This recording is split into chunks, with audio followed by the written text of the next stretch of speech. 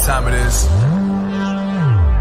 Marvin Devine, Hoover, Axel,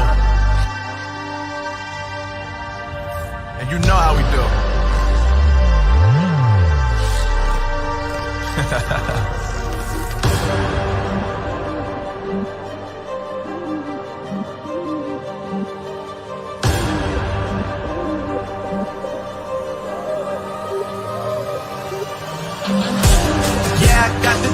Yeah, I got the juice. Whip game cool, make them look like cool. Always play it cool, that's the biggest rule. Fuck it, what they doing, keep on doing.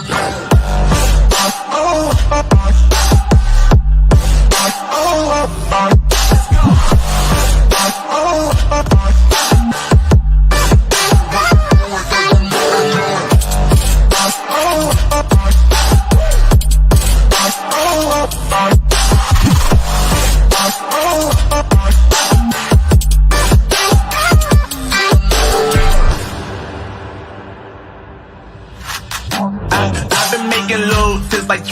Ask me how I made it right here in the booth. I'm always pursued cause of what I pursue. That's greatness, yeah, I gotta make it, I got things to lose. Boy, wanna get in my crew, but you can't get in my crew. Me, Axel, and Hoover, way too fireable. When this joint drop, better call the truth. And when you hear the drop, better raise the roof. Better raise the roof. You already know what happens when we link up. Let's go. Yeah, I got the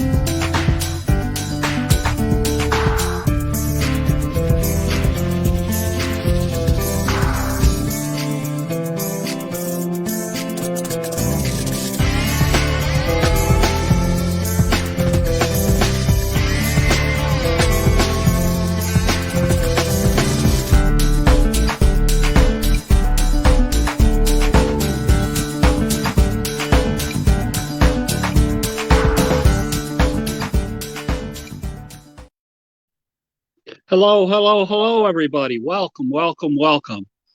Tonight, we have something special for you. Our guest tonight is Jennifer Jones, a medically retired Marine combat videographer who actively served for 11 years until her kidneys failed from MPGN. She has a very compelling kidney story, is an active kidney advocate with the AAKP. Among others, tonight we're going to talk to her about her kidney experience, her experience with the Marines, her experience with the roller derby, her advocacy experience, including her experience as Gen Resilient. So introduction short tonight. I want to get right to it. So I think you're going to find this story compelling. Steve, start the show, baby.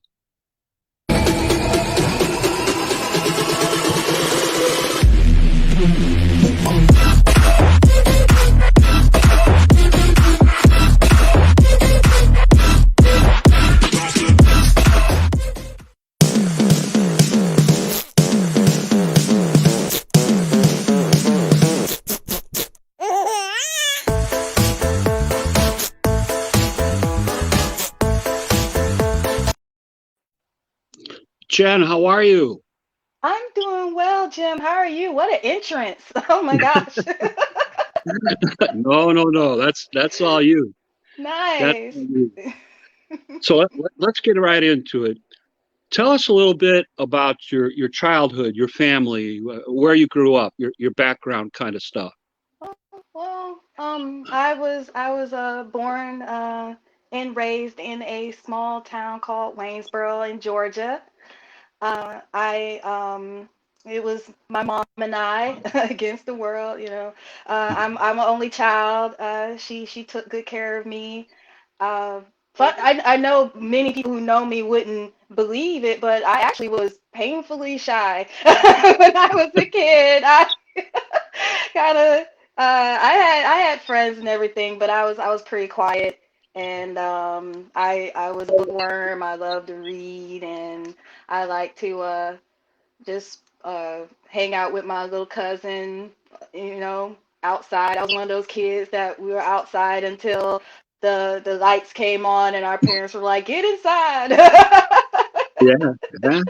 Yeah, small town. Everybody knew everybody, and everybody was nice to each other. And my mom, being a nurse, being in the medical field, everybody knew her, and she's the one who gave me that sense of service to help people, because my mom still does a lot of volunteer work, and she did while I was a child, and I got to see her do that and participate as a child myself. So I don't know, it's just small town, small living. Small town, Small small town living is living. joyful. Yes. Okay. I learned something this week that once you're a Marine, you're always a Marine. So Yes. Yes. it's it's There are no it's my ex-Marines. understanding that you are a retired Marine. Yes. So what led to your decision to join the Marines? When To did get you sign up? Tell us a little bit about that. to get out of that small town. That was the reason. No. I mean, yeah, it's a small town, and when you're in a small town, you wanna see the world. You wanna do something different. I wanted to do something different, than what everybody else was doing, and I wanted to be a part of something bigger than myself. And most importantly, I wanted to take care of my mom, because she worked so hard taking care of me by herself. She was my mom and my dad, and I wanted to be able to provide for her, you know, for once. And I there was a Marine Corps recruiter at the school in high school, and he sold me, those blues uniforms are sharp, and the command presence, the way they carry themselves. It just I just fell in love. I fell in love with the whole idea of being a Marine. And especially when my classmates were like, "You wouldn't last a second in Marine Corps boot camp." So I was like, "All right, game on. I can do this. This is something I'm capable of doing." And in 2001, when I graduated, that October, I went to basic training, and I Okay. graduated. So yes, All right. became a Where did Marine. you do your basic? In Paris Island, South Carolina. That's where, at that time, that's where only women could go. Was it Paris Island? I think they're trying to do it in San Diego now. I'm not so sure. When did you graduate? I graduated basic training in January 2002. Yeah, so I was there during Thanksgiving and Christmas. So that was our first time away from home, like the two major holidays. I'm in basic training. Wow. Wow. Yes. So what was your rank when you graduated? I was a E2 private first class. I was meritoriously promoted. Okay. Can you tell us a little bit about your first deployment? Oh, my first deployment. It was 2003. Yes, it was to Kuwait. 5-month deployment. I was, oh my gosh, I was like 19. 19 and very, very young. Um, my role at that time, because I was of such a low rank, I did perimeter security, and which was interesting and a little frightening, because when you're responsible for the perimeter of the forward operating base, that is a major responsibility, because something could happen where you would need to, detain, or, you know, uh, may have to even use lethal force if an enemy approaches in a combative manner. So that was my first experience over there, as a Marine, was having to stand guard in at the forward operating base. And also, every now and then I would do what was it called? Doing perimeter security, like just traveling in a Humvee in a gun turret around the forward operating base to ensure that everything was on the up and up. Okay. Talk to us a little bit about your subsequent deployments. Where were you deployed? What did you do? That type of thing. This well, once I got up, once I moved up, I was doing more combat camera related things. The second and third deployment was in Iraq, and because the combat camera, my role as a combat camera videographer, was a combat camera marine, is to provide the commander with photographic, video, digital, and printed products, which directly support the Marine Corps operation, whatever that may be. And a lot of the things that I did was classified, but the things that were unclassified were ceremonial events. Unfortunately, I documented memorial ceremonies. Also documented with investigative photography and videography for cases. Let's see what else that I can talk about. I think that's about it. And providing paperwork, products, photos, promotion photos, stuff like that. Posters, brochures, pamphlets. For me, it was predominantly video work. I did a lot of video work, video documentation of missions and other things that I can't really talk about. Okay. Well, Yes. we don't want to get anybody in trouble. Yes. Um, I had a talk, top secret clearance at the time, so I had top secret level things I couldn't really talk about. So yeah. talk to us about the fourth time you were deployed. How old were you? What year was that? And Yes, where were that you? fourth deployment was in Afghanistan, and that one, all three deployments. The first three deployments, I was like, I want to go. I'm down. Let's do this. But for some reason, that fourth deployment, I had iffy feelings about it. Like I had a feeling, and I didn't. I'm sorry, mom, but I volunteered to go to that one, and because I was looking for a promotion. Promotion was a challenge to obtain in my line of work because the job field is so small. So I volunteered to deploy to Afghanistan, even though I had reservations upon doing so, because I was very, very fortunate to deploy 3 times prior and not die. So, four times is taking a big risk, especially with the line of work that I was doing. But at the time, I actually was an office job more so than anything else. I didn't really go out the fourth time, but a lot of that I can't really discuss.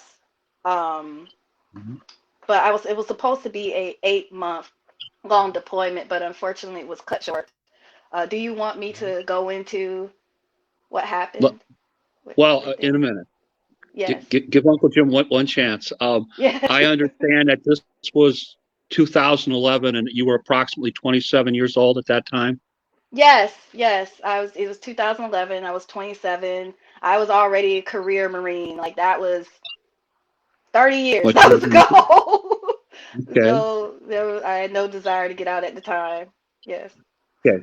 In July of 2011, did you begin to notice some changes in your health in your body? What happened? Yeah, so while I was there in January, I woke up and my face was swollen. That's what really started. The very first time was my face was kind of puffy. So I was thinking, oh, I must have ate something really salty, no big deal. I'll just chug a lot of water and go about my business. But then gradually, every day, my face would get significantly worse. And then I'm sitting at a desk and my feet were getting swollen. And that's never happened before. So I was getting very concerned because every day it was just gradually getting worse and worse and worse and worse until one day I walked back to my living quarters with one of my Marines and I realized I couldn't even pull my boots off of my feet. My Marine had to help me cut off my bootlaces, like cut the bootlaces so I can get my feet out of my boots. And they were purple and swollen and painful. And that's when I realized that, and she reiterated, like, you sergeant, you need to go to medical and get checked out. And I was in agreement, even though it's a challenge to go to medical, especially when you're deployed, because, and I hate saying it, but it's true. When you're a woman and you go to medical, the first question they ask you, if something's wrong, especially something like that, they ask you, like, are you pregnant? And I'm like, no. I'm definitely not pregnant. It was something that was seriously going on that needed to be looked at. Okay. Yes. Tell me a little bit about what happened when you were seeking medical care and treatment. What did they say? What occurred? Okay. So when I went to get medical, this is in Afghanistan. This is at Forward Operating Base. So it went from very slow to super fast, right? So when I went there, I told them everything that was going on. I had pictures of my feet from the night prior, and they saw that my face was puffy. And the doctor decided to do blood work. And because it's in Afghanistan, the blood work took what, 3 or 4 days to get tested. Yes, 3 or 4 days to get tested, which labs should be like in hours.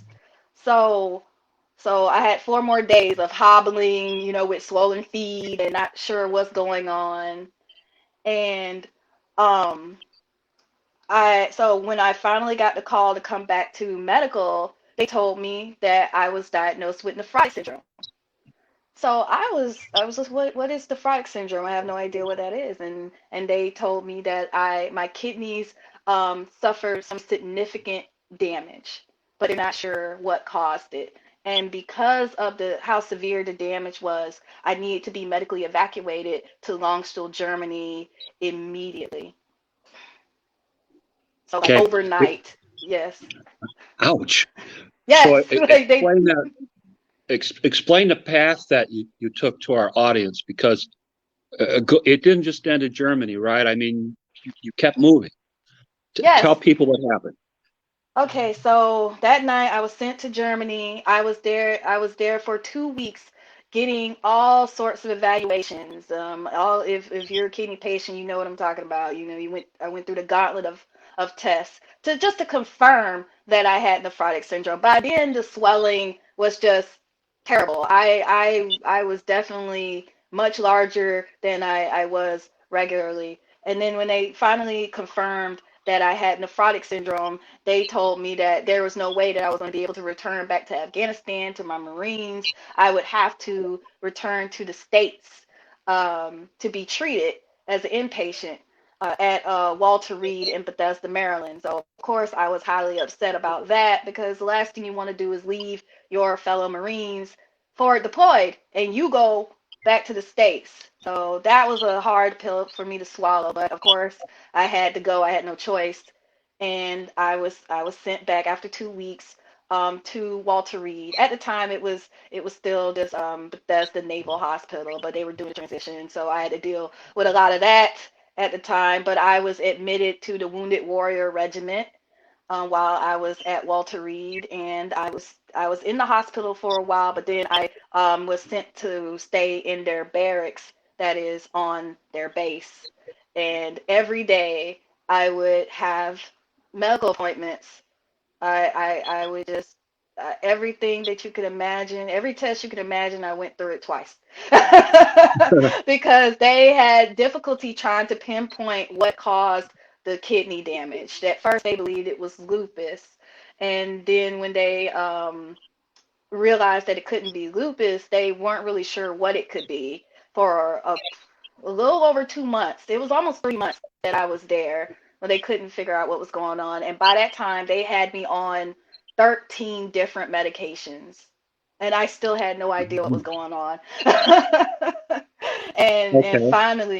finally, I was ultimately diagnosed with this is a mouthful, membranoproliferative glomerulonephritis type 1 idiopathic. Yes. Okay. Explain the significance of it being type 1 idiopathic, because I've read that you've mentioned this before. Yes, for idiopathic, that means that they're unsure what caused it because MPGN usually is caused by another medical condition, but unfortunately, they're not exactly sure what it is. What is it? Um, Basically, my immune system was triggered to cause damage to my kidneys. Ouch. And they're not sure why my immune system did that. And that is the issue. It just caused a rapid deterioration of my kidney function. Okay. Total amount of time that you were hospitalized from start to finish. Oh my gosh, don't I was trying to think about that. What do you mean start from then to when I was medically retired or then to now? Yeah. Because please don't. Okay. From From now then until to the time you were medically medically retired. from then When to you were, when you're medically retired. Um, I think I was hospitalized from then when I was medically retired. 'Cause that was 2011 and then 2013. So at that time, it probably was only 2 or 3 times. wow. It wasn't a lot because it started increasing later on after I got out of the military because at that time I was only stage 3. Okay. And you were not able to continue your service with the Marines, is that correct? Unfortunately, no. I did request to stay in. However, because of the line of work that I do, I must be deployable. And because I have kidney disease, I will never be able to be deployable because of the risk of not having the medications, then dialysis, and the places that you go are definitely not friendly for the immunocompromised. Okay. So because of that, I was given the option to be on a medical board and be medically retired from the military because I had no desire really to do anything else. To start a new job after serving 12 years in the military, that would have been extremely difficult, if not impossible, because they probably would have said no to that too. Um, and I kind of didn't want to go through all of that because I was like, if I couldn't stay doing my job, then I really didn't want to do anything else. So I made the decision to be medically retired and I was medically retired in 2013. And fortunately, I received a 100% service connected disability with that. I made Okay. sure to do that because, and this is a tip that I share with everybody. If you are currently active duty and you're serving in the Marines, or not in the Marines, but you're serving in any armed forces, and before you decide to get out, please get your VA claim completed before you get out because you will be treated better because you're active duty and they will care more and they will ensure that you get the highest percentage that you rate while you're in. If you wait till you get out and then you file your claim, it could take years before it's approved and you may not get the rating that you feel that you deserve, and you Okay. need your benefits as soon as possible, especially your medical benefits. Because I knew with Okay. my health, I couldn't wait. Understood. Yes, I, I have in my notes that you actively served for a period of 11 years. Is that correct? it was a little over 11 years. Yes. Okay. Let's talk about your first experience with uh, dialysis. When did you start and what kind of modality were you on? How would you characterize it? I started dialysis. My first time starting, I started hemodialysis in it was 2014. I started dialysis, and it was hemodialysis because at the time I was living in a very small apartment, and I was living by myself, and I didn't feel comfortable trying to do dialysis at home. Honestly, at the time, I didn't want it at home. I wanted to be able to go, get it out the way, and come home and not have to mentally process it because I wasn't happy. Um, because I still was very, very sad and very upset that I had to end my career. So when I started dialysis, it was just a very, very sad time for me. And I went to dialysis at Walter Reed. So I was living in Fredericksburg, Virginia at the time. So I was driving an hour and a half to dialysis 3 times a week. Okay. And yes. How long a period of time the first time were you on dialysis? Fortunately, I was on dialysis for only 8 months. Can you believe that? Only 8 months. That's great. Yeah, That's great. yeah. Um, did you decide to seek a kidney transplant? When did you start? Tell us a little bit about that. I I decided to seek kidney transplants before I started dialysis. Like I knew I knew that I ultimately I wanted to pursue a kidney transplant. I had no desire to stay on dialysis longer than I had to. So it was their decision was made, yes, before I was on Before you dialysis. started. Okay. Yes, Were you looking for a deceased donor, a live donor, or did it matter? a living donor. Okay. Can Absolutely. you explain why? When I was told about how the quality of the kidney is better with a living donor, you don't have to wait years on a list because if you find your living donor now, you get your kidney now.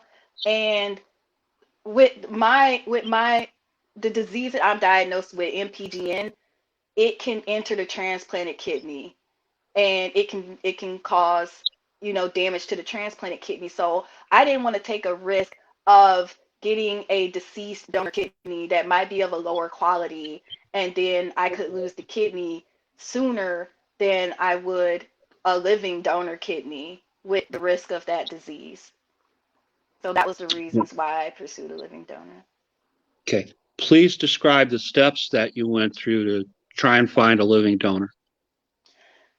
I I looked up if actually this kind of ties with AAKP because I was looking up information about how to find a living donor, and I found information on the American Association of Kidney Patients about this individual who utilized the internet and everything, and also some articles from you about utilizing social media.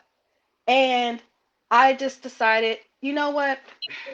People are going to talk about you when you're alive. People are going to talk about you when you're dead. So I rather them talk about me alive. And I decided to put myself out there, which was absolutely terrifying. But I put myself out there on social media to share my story, to share about who I am, what I'm about, and that I'm actively pursuing a living donor. And it was terrifying, terrifying because I grew up, we don't tell our business to everybody. We're private people, but fortunately, my mom, like I said, my mom's a nurse, and two of my aunts are nurses, and my family understands how it is almost it is so difficult for an individual to receive a kidney transplant, and is twice as difficult as a black person to find a living donor.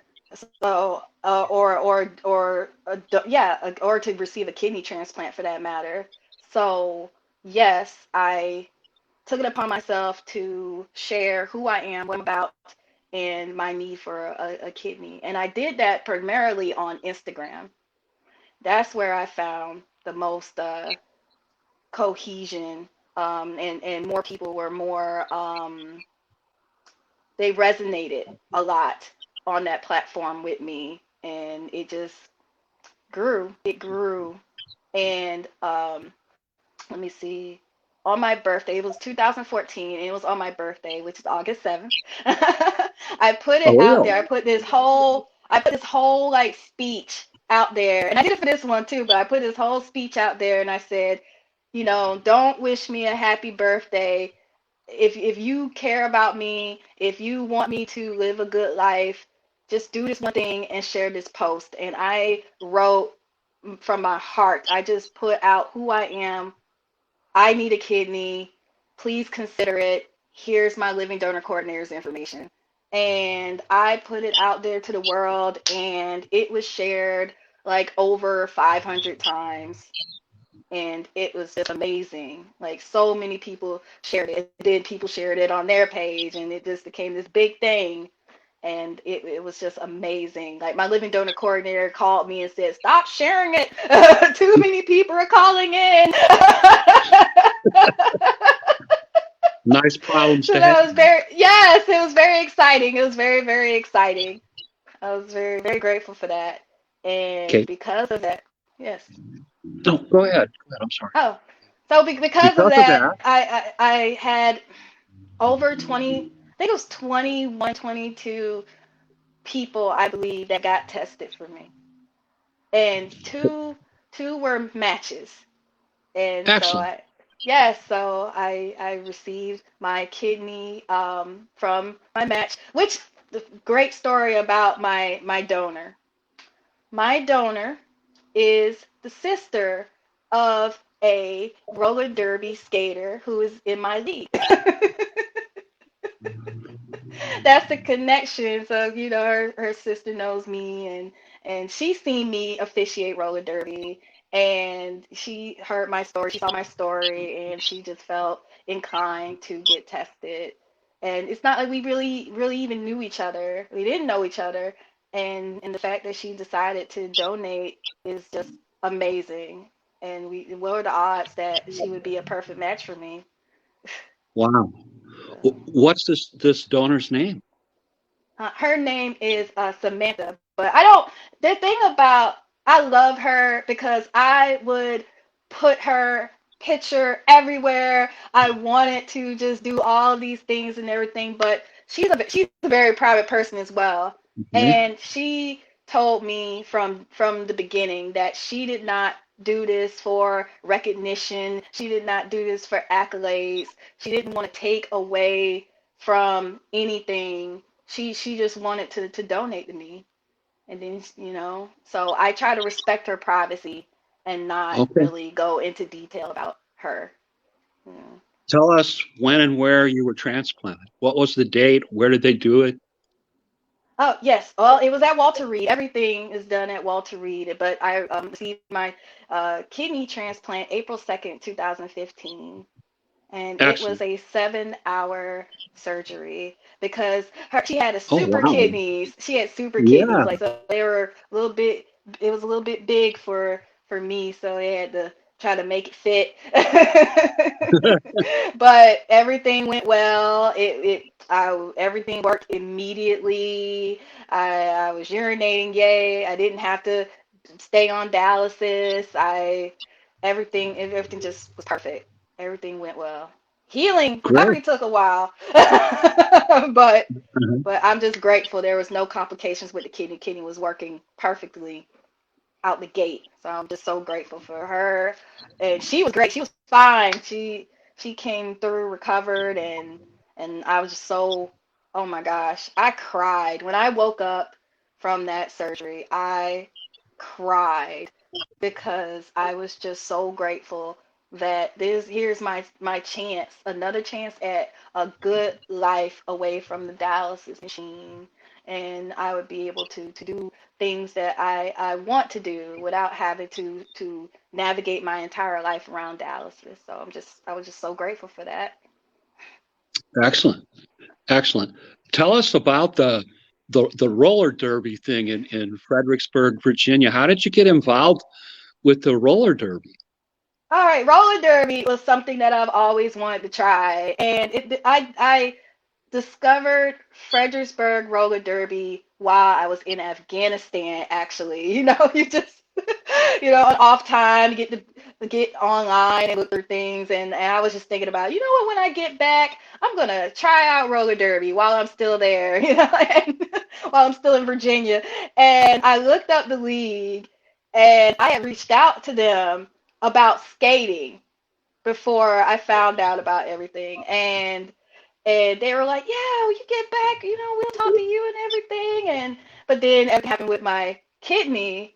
So I was devastated. I was talking to a friend and I was just like, what am I going to do? I can't do anything that I've wanted to do anymore. And he recommended, like, you need to get your mind off of this. You need to do something fun. He said, what about that roller derby? And I was like, I can't do roller derby. I have kidney disease. What are you talking about? I'm not going to get hit and beat up when I might have to do dialysis and all of that. I can't do that. And he said, well, see what else that, you can do for them. There might be something else that you can do. So I said, all right. I reached out to them and they said, well, we're looking for on-skate referees, so you get the roller skate and everything, but instead you put on stripes and you tell us what to do, and you send it to the penalty box if we mess up. And I was like, all right, because there's a high demand for referees, because for roller derby, you need to have 7 skating officials on the track for roller derby. So in this area, officials are in short supply. So I was like, okay, that works out, because I've been roller skating as long as I could walk, So, and I haven't been able to roller skate, being active duty and everything, and traveling all over the place. So I thought, okay, this would be something cool to do. And Fredericksburg Roller Derby, that team welcomed me in with open arms, like open arms. They were like, sure, we'll work with you. And then I would also travel to Richmond, the Richmond's roller derby team, River City Roller Derby, and their head ref at the time, my good friend Callie, she was their head referee, and she took me under her wing and she trained me up to be I think, a pretty good referee. And I've been doing it since May of 2013. So right before, like right after, no, May 2012. Yes, it was May of 2012 when I started Derby, because I was getting ready to transition out of the Marines and I needed that. And because they didn't treat me, nobody treated me like I was sick. That's what I love about roller Uh, derby as a whole. No one treated me like I'm this sick person, and they treated me with love and respect, and I was just Shorty Doo Wop. That's my derby name, Shorty Doo Wop. And yes, so it was the best decision that I could make, because it was so good. Not just to keep myself up physically, because physical fitness is very important, especially when you're dealing with kidney disease and dialysis and everything. But it was also good for my mental fitness as well, because it gave me an avenue to not think about what I was going through. And it also gave me a community that I needed, and helped me create a support system, because so many individuals from both leagues, both Fredericksburg and River City, I just connected with on a deeper level. And they were my first introduction into the civilian world. After being around, eating, sleeping, and breathing Marine Corps, it's hard to transition, especially with a chronic illness. It was very hard for me to transition from military to civilian. So I just the roller derby community, the skaters, and my fellow referees just helped me grow into the person I am right now. And I just and helped me throughout my kidney disease journey in so many ways. It's amazing. I was going to say, I understand that they've been very, very supportive Yes. of you and your situation. So that's pretty Yes. cool. The kidney, the roller derby community, just like with any community, I think there's drama and there's silliness, but when a member is in need, they come through. Oh my gosh, they come through. Like I had no idea how. I mean, even individuals that didn't know me, like they heard of me, they wanted to help out just because I'm a member of roller derby. Like that, it was just amazing. It's Great. Great. yes. Let's talk about your kidney advocacy a little bit. What made you decide to advocate for other kidney patients? What caused you to become an advocate for other kidney patients? All right. So once I received my kidney transplant, I had to reflect on everything I went through. Because, like I said, when I was medically retired, I didn't have time to decompress from being in the military, or and try to discover who I really was after the military. And I felt like I lost a sense of purpose and a sense of service. And I was trying to figure out, how will I be able to serve others as Jennifer, since now I'm not Sergeant Jones anymore. How will I do that? And I noticed that a lot of people do this. A lot of people do this when they've experienced kidney disease. They're like, I'm gonna start a nonprofit, and I was like, I don't think I'm capable of starting a nonprofit. Because I don't know. I wanted to join an organization that I resonated with. So there are so many different roles, and I decided that because of the background that I have and the fact that I am good at speaking, I'm good at talking with individuals, I feel that I'm an effective communicator, that I wanted to advocate in a way that can actually make significant changes in the life of a patient and their caregivers and even living donors.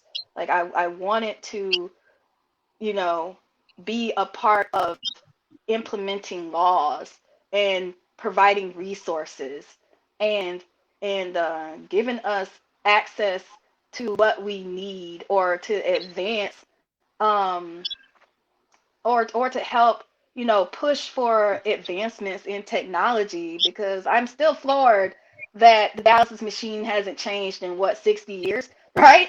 Like, isn't that Mhm. wild? Like, I can't believe that. So, I just wanted to utilize my voice in a way, and also because I was told that the way I shared my story to pursue a living donor was done so effectively, that I was capable of doing that, in other ways. And so that's where I went on my pursue. I was looking at, all the major nonprofits, kidney related nonprofits, and AAKP was the one that really caught my eye. And Okay. yes. Tell us a little bit about your experiences with the AAKP. I mean, you're like a big shot now and stuff. I don't even I'm humble. I'm humble. I'm flattered. I'm honored that AAKP has trusted me to be a part of the executive board. When I looked at AAKP and I saw how it's the oldest and largest independent kidney organization in the U.S. And that's what drew my eye, because it's like, oh, it's a lot of patients. It's patients who are running this. And so of course the focus is primarily going to be on the patients. So that's awesome. And I loved how the advocacy was at the forefront of the mission of AAKP, because we are in need of policies that improve and extend the life of kidney patients. Yes, that was what did it for me. So I saw that AAKP had an ambassador program. So I reached out to Aaron. Aaron was the first person that I was able to get in contact with. This was in May. I start everything in May for some reason. I don't know. It was May of 2019. I reached out to Erin and I told her, hey, I'm interested in being a part of the ambassador program in Virginia. What do I need to do to sign up? And she gave me the information. I signed up. And that next month in June, she was like, hey, you want to go to Capitol Hill and advocate for kidney patients? And I was like, sure. She put me to work immediately, and that's exactly what I wanted, to be put to work immediately, and that was excellent. I went to Capitol Hill. I think that's where I met you. Was then. It was that or a national patients meeting, but I think it was then. It was with ASN. Yes. So, We met at the executive order signing uh, with oh, President Trump at that time. yes, That's the yes. That's the first time we met. first time Okay. I recall Yes. meeting you. Yes. I think I've seen Okay. you because you're when you are out, you are everywhere. You are seeing everybody. Everybody's like, Jeff, Jeff, Jeff, Jeff. So I think I saw you one time, and I couldn't get to see get I couldn't introduce myself to you. But yes, you're right. The executive order signing. But yes, so yes, the Capitol Hill experience, that was amazing. I just did not know that I would be able to do that, to go back to, the Capitol. Because the last time I was there, I was in uniform. So to be able to go there, in a suit and, share my story and share, my experience as a kidney patient to help those who are unable to do that, that just opened my eyes to the possibility of what a kidney advocate is capable of. And so after that, then that was the national patients meeting in 2019. Yes. So yes, the executive order. So we had what, the Capitol Hill, then executive order signing, and then what, the public health policy meeting, and national patient meeting. I know national patient meeting, I got put to work for that. I was moderating, I got to speak, I was running up and down, and that was amazing. That national patient meeting was amazing. All the education, all of the professionals there. You spoke about social media and everything, and just that experience really opened my eyes to so much information that I had no clue about in regards with kidney disease, advocacy and education, advancements in technology, the disparities with people of color, and just everything that was happening. And I was like, wow, all these patients are here, patients and caregivers and donors and supporters and medical healthcare professionals are all here for united under a common goal. This is exciting. It was just so exciting to me that I'm a part of changing history.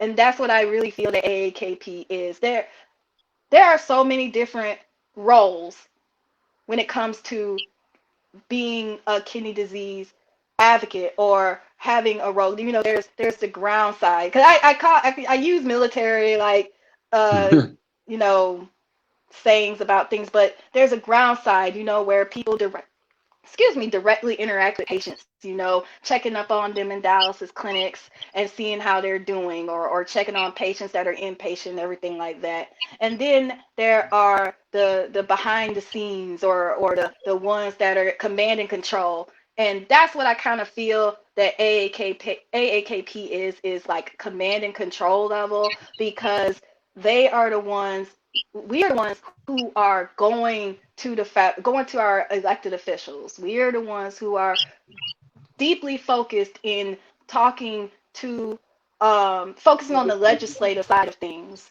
to make significant permanent change throughout the U.S. Not just the U.S., but throughout the world now. So that's Yes. just extremely exciting for me. Yes. Great. Great to get me fired up hearing you talk about it.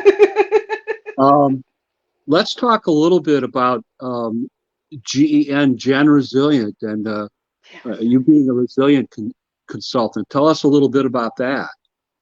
All right, Gen Resilient. This is an idea that I had in 2019, because when I share my story and I talk about, why I do the things I do, or my perspective on life and a lot of things. A lot of individuals make the comment, "You're so strong." And I know when individuals say that, they mean well, but it always made me feel a certain type of way because when I'm laying in that hospital bed, I don't feel strong. When I'm crying my eyes out, wishing this would all stop, I don't feel strong. But somehow I still do what I need to do. I still make the tough decisions and fortunately have come out somewhat all right. and and I don't think that strength plays a part, but that's not what encompasses why I do the things I do. And I had to really think about it. And a word that kept coming back to me was resilience. And for me, I just became fascinated with the idea of resilience because did you know that there are 30 different science-based definitions of resilience? Like you could look at a dictionary, there's a definition for resilience, but then if you look online, people have so many different definitions for resilience that I realized that is something that means something completely different to everybody. But I look at it as you know, I want to understand why some people can withstand or even thrive in difficult life events because resilience is something that everybody has, or somebody has to a degree. Everybody has a degree of resilience, but some people have more resilience than others.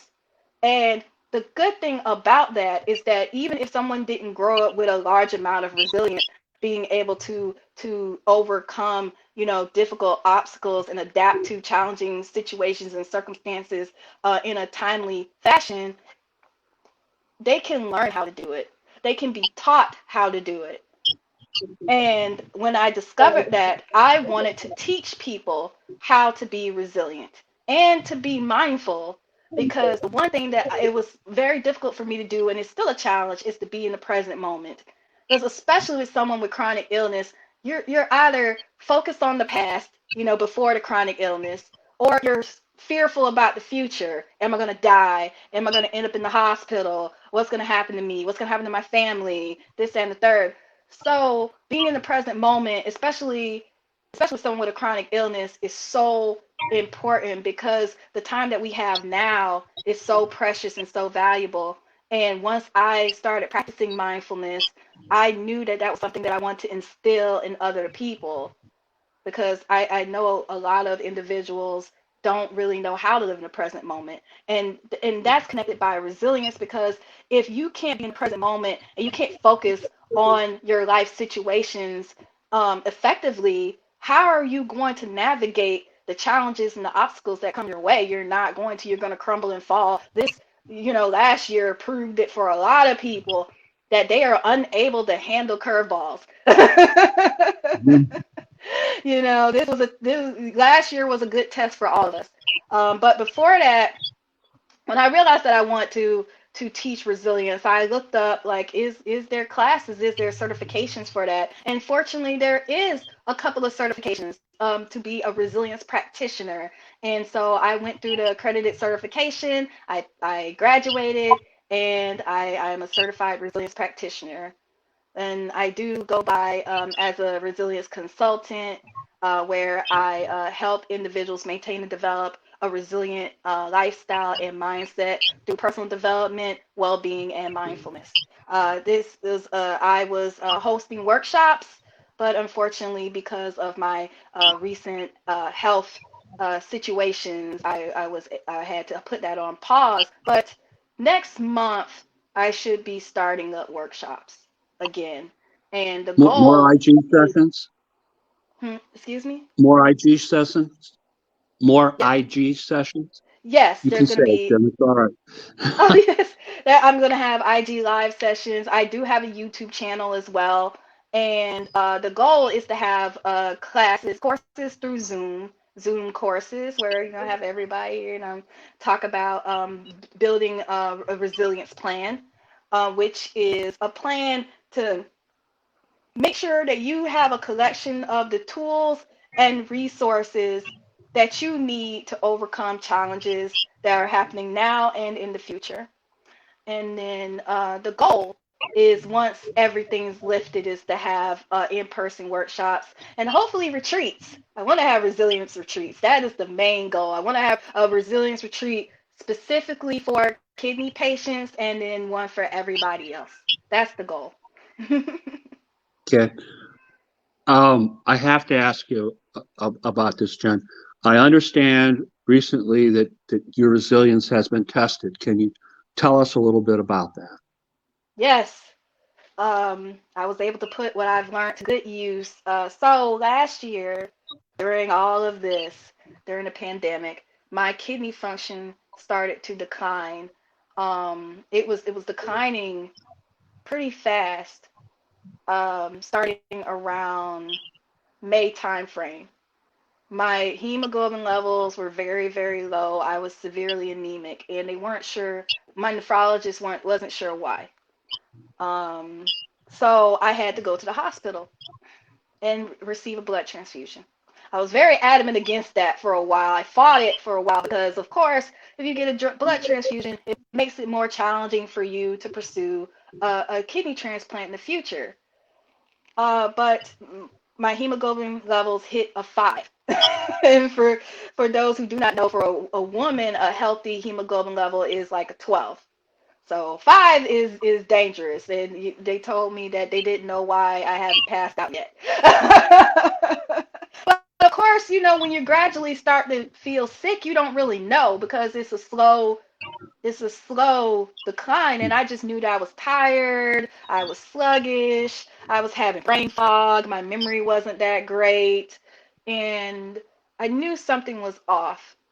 So when I found out that it was my hemoglobin level, I was like, oh, okay. Well, we need to try everything except blood transfusion. But they tried everything, air nest injections, iron supplements, and all of that, and that didn't work. So I got my blood transfusion, and then I was in the hospital for a few days for them to evaluate me, and they said, your creatinine is going up.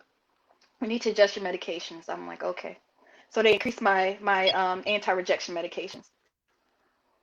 Then my kidney function just continued to get worse and worse. Then my hemoglobin levels went down again, right? So I'm beginning to get sicker and sicker. My hemoglobin levels are going down. So around September time frame, they tell me you need to go in the hospital again because now your creatinine. At the time, my creatinine it had to be a 2.1 or something like that. And it's never been that high at the time. It was never that high. So I was getting nervous, and they were like, "We're gonna figure out what's going on. Here's more. You need to take more of your medication, and you need to have another blood transfusion." Okay, so I get another blood transfusion. So I'm very discouraged then because I'm like, okay, how many blood transfusions am I gonna have? Like, how many times are you gonna make me do this? And then they realized that maybe I was taking too much of my autoimmune medication because it was compromising my immune system to the point where I was beginning to get sick. Because immediately after that, I got sick, like really, really violently ill, like puking and just delirious, and stomach was just I was just so sick. And I went to the hospital again. And they were like, yes, I don't know, what did they say? I had some weird form of E. coli, which was probably from takeout that me and my significant other ate, and he didn't get sick, but I did. And they were like, your immune system is so compromised that we're concerned about it's not working. Your kidney function is declining, but we have you on this high dose of it was myfortic. This high, not myfortic, it was, yes, it was myfortic. This super high dose of myfortic. It was making me super immunocompromised. My hair was thinning. I just was just feeling terrible. So they decided, okay, we're going to take you off of that completely. As soon as they took me off of that, I started swelling up. I started getting edema in my face and my extremities. And they just kind of said, you know what? MPGN is spreading in your transplanted kidney and is causing it to fail. So I didn't really go into kidney rejection. The disease actually deteriorated the function of my kidney, and none of the immunosuppressants worked, unfortunately, to suppress it. They tried to, it did it as long as it could, and it just stopped working. So once they took me off of my Fortic, it was just a super fast decline into renal failure. And it was January. It was January when I had to go back in because they told me, we need to start talking about dialysis.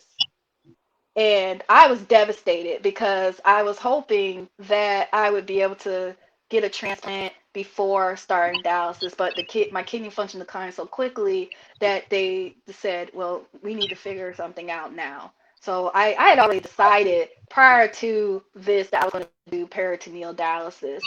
And so I went into the hospital to get the transfer set placed into my abdomen.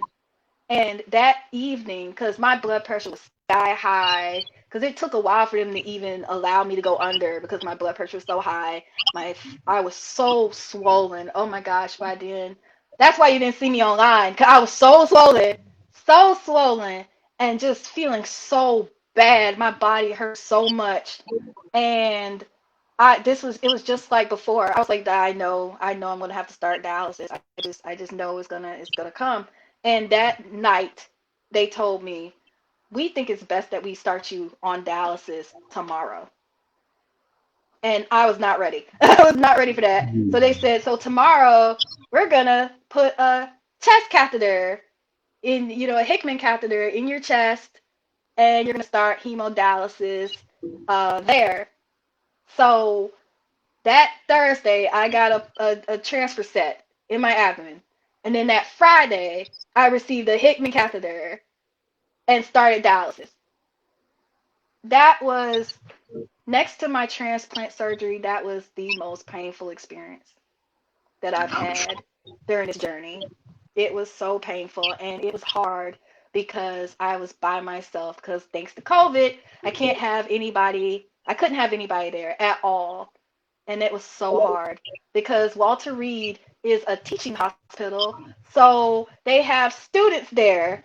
And sometimes, even though it's COVID, they want to bring in 4 or 5 or 6 individuals in the room at the time, and that is such a challenge to try to be. You're okay. So you're in a hospital. You've had 2 surgeries. You're drugged up, and you have all these individuals coming in your room trying to talk to you and tell you all these things, and you don't have anybody there to be like, hey, or to hear what's going on. So I had to think quick about what I was going to do. So I called my mom, and had her on speakerphone so she can hear what's going on. I had my significant other on the phone so he can hear what's going on. Um, and I relied on my support system. I talked to you when I was in the hospital. I talked to a few other members of AAKP who checked in on me and made sure that I was okay. And it was so, I relied heavily on my phone while I was there. I relied heavily on my phone because it just, I've been in the hospital by myself before, but for some reason it was so hard. It was so, because I was in so much pain. I was in so much pain. And then it was a shock to have to start dialysis because I was not prepared. They told me that I had at least maybe 3 to 6 more months before I had to start dialysis. So when I was told that I had to start dialysis, then I was devastated. I was absolutely devastated, but I had to keep it together because that wasn't the place or the time to cry or to get mad and take it out on the medical healthcare professionals or anything like that. Because I always, for me, I always believe that if you are kind to them, the good ones are going to be kind to you, right? Right. And then and then especially on the pain medications I had, there were times where the nephrologist or the doctors would come in and they would say something and I couldn't process anything that they said. And I would have to wait until they came back to say, "Hey, I didn't understand anything you said. Could you repeat that, please?" Like, not being afraid to ask them to repeat what they say. And then most importantly, is to document everything that's going on. If there was something that I knew that I wasn't going to be able to remember, I wrote it down. I wrote it down so I can go back and review what was going on. And that's what I feel those are little steps of resilience because I was able to get through it because everything that could go wrong went wrong. I had to stay there for a whole week because they were trying to get everything set up in Richmond because now I live 2 hours away from Walter Reed. So I wasn't going to be able to continue to do dialysis or to get PD training there because I wouldn't be able to drive 2 hours every day up there. So it took a while to get me connected with a dialysis clinic in Richmond. So I had to stay there to continue to receive dialysis because they wanted to do dialysis every day. Because I had close to 30 pounds of waste and fluid on me that they needed to pull off. Then, then when I was getting ready to leave, I got a fever that night. The night before I was supposed to leave, I had a fever. So they were like, "You're not leaving until we figure out what's going on with that." And they didn't figure out what was going on. Mhm. They couldn't even decide. They couldn't even figure out what happened, and they pumped me full of antibiotics. And then once I felt better, they finally discharged me, and then I was on dialysis. I was on hemodialysis until I was able to receive PD training. Okay. Steve, Yeah. 5 more minutes. He's asking me about the time. I just Oh, want our audience to know um, our friend Jennifer has a GoFundMe page. That link to her page is listed in the comments to the notice of our show tonight. She also has a transplant coordinator, Vilta Dischetti Brown, and her email address is listed in the comments to our show tonight. So if you want to help out our friend Jen, you can contact her transplant coordinator if you'd like to test for her. And, this stuff that she's talking about costs money. So if you would like to donate to her GoFundMe page, please be sure and do that. And just so everybody knows, her insurance will cover her donor testing and evaluation for up to 2 years after her transplant. So this, as you can tell, this is a really good person and a good friend and an excellent kidney advocate. And if you have any inkling at all about donating, giving her a kidney, getting checked out, because you'll have to go through some testing. We're not going to lie to you. But please do that because this person is worth saving, period. Okay? Talk to me a little bit about what it's like to be on PD. Why did you make that choice this time around? I made the choice to get on PD because I made a choice before. Is of course, when you have a kidney transplant, you have to think about, okay, what I'm going to do if I have to, unfortunately, go back to dialysis. And I made the decision a long time ago that I was going to do PD because I wanted to do it at home. Despite the fact that a I had a good experience with my dialysis team at Walter Reed. That my dialysis nurses and the techs were phenomenal and they took good care of me. However, hemo was very rough. It was very rough on my body and it was just rough all the way around physically for me. So I wanted to try something different, and I just heard so many good things about PD and that it was a gentler, more effective treatment since you're dialyzing every day instead of 3 times a week. And so after talking about it with individuals who had PD and they were like, no, PD is so much better. But then I also looked up the risks that are involved with having PD and I just decided that it would probably be the best course of action for me. Um, I went through PD training through DaVita And I will admit that I was nervous. I was very nervous because I had Walter Reed, which, people didn't know about Walter Reed before. They know about it now because of everything that happened. Mhm. But I had best care, best treatment at Walter Reed. So going to the Vita, I was extremely nervous, and but fortunately, my peritoneal dialysis nurse that trained me, she is amazing, and she's been available for me 24/7. Like at one time I was able to hit her up at 2 o'clock in the morning because I had an issue with the machine. But the training was 2 weeks. I was able to learn manual PD and then the cycler. So I have the machine and learned the training itself was not hard.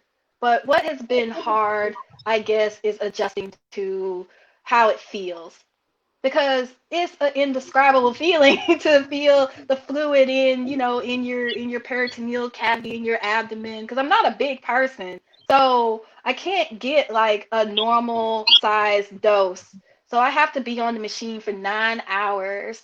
um yeah, 9 hours. So that's why I was like 8 o'clock I gotta do this. No, I'm joking, but usually I do hook up between 8 and 9, and so I can get off of it kind of early because I've made the mistake of getting on it at 11 midnight, and then I'm on it all the way late into the late morning,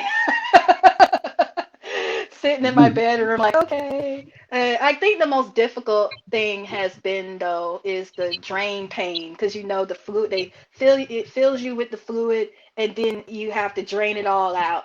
And so when it drains, it's like the cavity feels like it's sucking in, like it's just this suction, and that's been very uncomfortable for me. Mhm. And it took me a while to adjust to that, but it's getting better. It's not as bad as it was when I initially started. I think it needed some time for it to mature, and the pain isn't as bad. I can usually sleep through it, but if I'm awake at the last part of it, I feel it, and that's uncomfortable. But other than that, fortunately, everything has gone well with it. Yes, Good, good. Okay, last question. yes. What do you envision as your future? What do you want uh, as your future as a kidney patient, as an advocate, uh, as a person? Wow. What is it that you're looking to do? I want to live a long life. I want to make it to your age. I really Mhm. want. No, I know. You know what I mean. As a kidney patient, I want to. This next go around. I want to enjoy my time with the kidney transplant instead of being fearful of losing it. And I feel like this last time, I was more concerned with losing my kidney than enjoying the fact that I had a kidney. And so for now in the future, I want to live in the moment and be grateful for every moment I have where I'm not sick, I'm not in pain. I want to love every aspect of my life. Um, as a kidney disease advocate, I have already exceeded. I've exceeded what I set out to do.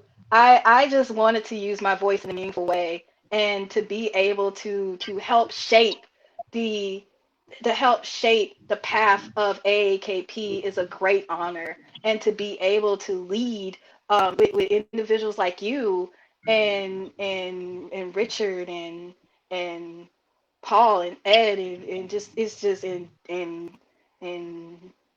it's an honor. I can't even I'm lost for words because I'm still in awe that I'm able to do that, and to also be a part of meaningful and be a part of organizations in a meaningful way to share my voice as a patient, as an advocate. And then what life in general, Gen Resilient, that's my pet project, that is my baby. I hope to be a thought leader in resilience and personal development and well-being. There in the well-being community, there's not many individuals who lead who look like me, and there's not many who have such a unique background as I do as well. Having being in the military, having a chronic illness, and I feel like my perspective on life and based off of my experiences, I can attract a certain demographic who understands that life is not going to be easy, and that there are going to be challenges and obstacles and hardships, but you can overcome them, you can adapt to them, and you can live a good life and be happy in spite of that. You know, life Yeah. isn't meant to be happy all the time, but it's about focusing on what you are capable of being in control of, and what you are grateful for, because there's always something to be grateful for. And I think that's the biggest goal for my life, is to always, always, always, always know that I have something to be grateful for every day. So, Great. yes. Jen, I appreciate you taking time to talk with us tonight so very much. And I'm sure everybody in the audience learned a lot. I learned a lot. Thank you so much for coming on with us. Thank you so much for having me. I know you want to do this. Thank you so much for wanting me to be on your show. This was excellent. No, you're the best. You're the best. I'm fortunate to have you. So, all right, Jared, we're all done. Time to close up, buddy.